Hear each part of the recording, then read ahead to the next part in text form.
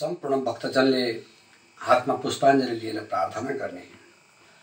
ओम यम ब्रह्मा वरुणेन्द्र रुद्र मरुतस् तुन्वन्ति दिव्यस्तवैर् वेदैः साङ्गपदक्रमोपनिषदैर् गायन्ति यं सामगा ध्यानावस्थित तद्गतेन मनसा पश्यन्ति यं योगिनो यस्यन्तं न विदुषुरासुरगणा देवाय तस्मै नमः।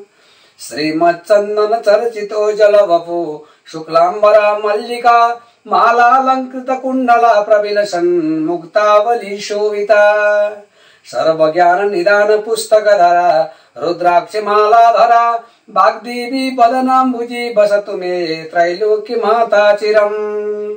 मुखं करोति वाचालं पंगुलंघयति गिरिं यत्कृपा तमहं वन्दे परमानन्दमाधवम्।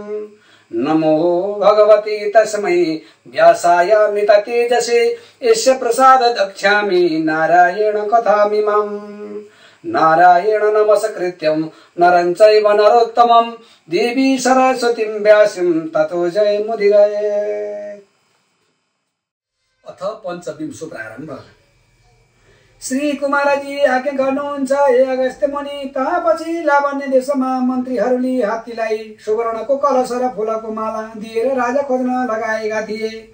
लोकहरूले नाना वस्त्र अलङ्कार पहिरी उभन्दा राम्रो भएर राजा होइजाउँ लागि भनेर हात्तीको नजिकमा गई अघि पछि लागेर हिँड्न थाले। नवराजा ब्राह्मण पनि उहाँ पुगेर एउटा पार्टीमा बसेर तमासा हेरिरहेका थिए। हरिहर हात्तीमा प्रवेश गरी नवराजा ब्राह्मणका नजिकमा गई फूलको माला गलामा लगाई सुवर्णका कलशले अभिषेक गर्यो।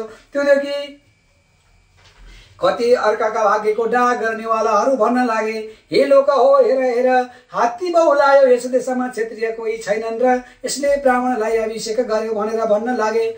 त्यसैमा कसैले हात्ती बहुलाएको होइन, बरु तिमीहरू नै बहुलायौ। मुखले नबोले पनि हात्ती देवता हो।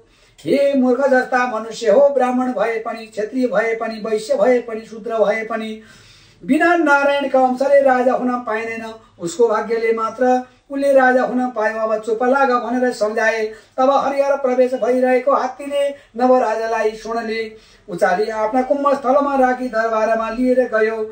गुरु पुरोहितले नाना वस्त्र अलङ्कार पहिराई सम्पूर्ण सामग्री तयार गरी पूर्ण घट अष्टमङ्गल गरी सुदिन ठहराई। त्यही सहरकी राजपुत्री लावण्यवतीलाई विधिपूर्वक नवराजसित विवाह गरिदिए। हे महाराज, अभिषेक भएको छैन, सामग्री तयार छ, सुदिन निश्चय गरी अभिषेक लिनुहोस् भनेर मन्त्रीहरूले भनेको सुनि नवराज आज्ञा गर्नुहुन्छ। हे मन्त्री हो, मेरी मातारी छँदै अरूसित कसरी मैले अभिषेक ल्याउँ? चन्द्रज्योति नगर बाहिर मेरो घर छ, त्यहाँ गोमा ब्राह्मणी नाम गरेकी मेरी माता छन्, तिनलाई लिन तिमीहरूले पठाऊ। यस्तो आज्ञा पाएपछि मन्त्री हुन्छ म जान्छु भनेर नाना वस्त्र अलङ्कारले फौज समेत भएर चन्द्रज्योति नगरका समीपमा गए। गोमा ब्राह्मणीलाई भेटी प्रणाम गरी भने, हे राजमाता, तपाईका पुत्र नवराज हाम्रो देशका राजा भए, म उनको प्रधानमन्त्री हुँ, म तपाईलाई लिन आएको छु। अब यो वस्त्र अलङ्कार पाल्की ल्याएको छ, पहिरिएर यहाँ सवारी होस्। यस्तो मन्त्रीको कुरा सुनेर खुसी भई वस्त्र अलङ्कार पहिरी गोवा लावण्य देश जान भनेर तयार भइन्। चन्द्रज्योति नगरका स्त्रीहरूले चाल पाएर हतारिएर हेर्न जाँदा कतिका कपालको केश फुस्केका, कसैका छोराछोरी रोएका, कोही खाना खाँदै उठेर हिँडे। यसरी गोमा फौज समेत नाना प्रकारले उत्सव गर्दै जान लागेको देखेर हेर त्रिजाति भए पनि ती सनै अर्काको झिकिजाँतो गरी दुःख गरेर बाँचिरहेकी थिइन्। आज राजमाता भइन् भनेर कुरा गर्दथे। उता गोमा लावण्य देशको नकिचमा पुगिन्द नवराजले चाल पाए हात्ती घोडा रथ लगी गीत वाद्य गर्दै सिन्दूर यात्रा गरेर दरबारमा लगी दण्डवत गरेर, हे माता, तपाईका तपस्याले म राजा भएँ, अब अभिषेक दिनुहोस्। यस्तो नवराजले भनेपछि सुदिन ठहराई सुनको सिंहासनमा बसाली विधि पूर्वक नवराज र लावण्यवतीलाई एकसाथ राज्याभिषेक गोमा माताले दिनुभयो। राज्याभिषेक समारोह सकिएपछि गुरु पुरोहित सबैलाई भोजन गराई दक्षिणा दिएर विदा गरे। हात्ती घोडा रथ सहित गीत वाद्य गर्दै सिन्दूर यात्राका साथ दरबारमा जाँदा भए। ओम श्री स्कंदपुराण केदारखण्डी माघमात्मे कुमार अगस्त्य संवादे श्री स्वस्तानी परमेश्वर्या प्रतकथायं नवराज राज्याभिषेको नाम पञ्चविंशो। सम्पूर्ण भक्तजनले पुष्पाञ्जली लिने। ओम उपनयतु मंगलम सकल जगन मंगलालय श्रीमान दिनकर किरण निबोधित नमन नदल निवेक्षण कृष्ण काले वर्षन्तु परजन्य पृथिवी शस्यशालिनी दशोऽयं क्षोभरहितो ब्रह्मणा सन्तु निर्भया अपुत्रा पुत्रिणः सन्तु पुत्रिणः सन्तु पौत्रिणः निर्धना साधना सन्तु जीवन्तु शरदं शतम्